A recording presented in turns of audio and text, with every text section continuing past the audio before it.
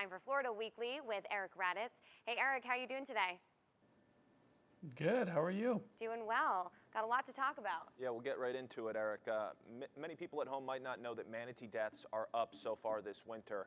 And the reason why is actually impacting other things in our state, many aspects of our economy. If you could explain what you're profiling this week. Well, it's something that we looked into at Florida Weekly, and we're just coming off of Manatee Appreciation Day this week. But when we looked into it, we found out that Florida Fish and Wildlife Conservation Commission reports a total of 539 verified manatee deaths just 78 days into this 2021. The state's already reached 85% of the 637 manatee deaths logged for the entire year of 2020. So why are they dying? Well, their food source, seagrass, is not as plenty as it has been, experts say, so their deaths are actually a symptom of a much larger ecosystem problem that imperils multiple facets of Florida's economy. We get deep on everything manatee this week.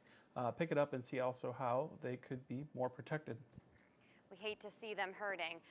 One thing else that you guys are talking about, businesses embracing change. I think a lot of adults have issues with embracing change, but talk about why it might be important for businesses to do so.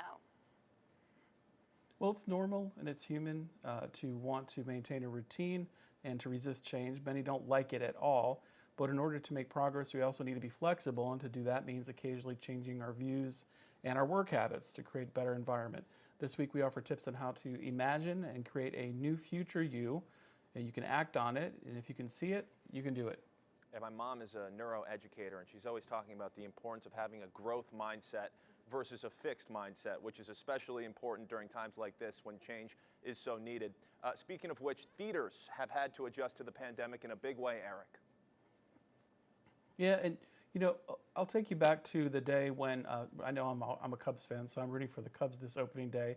I know you're Red Sox, and I appreciate Stacy is for. Did she say the Twins? No, I believe Indians. Stacy is anyway, an Indians fan. Indians. So we're all excited. But when television first came on, a lot of people expected that people would stop going to sports games. And we know that to be contrary. What happened is it spurred a greater interest, and then people started actually going more out.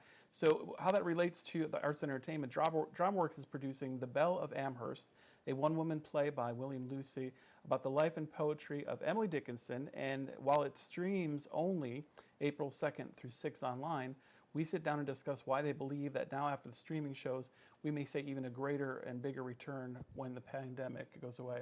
Yeah, Nate and I were actually just talking about that recently, and I was saying the same thing. I think people will be so eager to just go out and do anything once people are feeling a little bit more back to normal. And speaking of which, staying home or going out, we know it's Passover, and we have Easter coming up this weekend as well. Talk to us about what's going on in the community. Plenty, and we do have, according to we have the Easter egg hunt. We have art shows including Iconic at Doss, Botticelli on Fire at Lab Theater, ballet shows, jazz concerts, art shows, comedy, open mics, much more. I think you're right. We're seeing people really enthusiastic about starting to get back out there. So pick us up online for a complete calendar every week. What's fresh and new with top picks at FloridaWeekly.com, on stands, on lines, and on your device. Yeah, we're inching closer to normalcy, and speaking of that, we're looking forward to eventually one day having you back in the studio in person, Eric. Thank you so much for calling in. I was just thinking about that. Thank you, guys. Have a good one.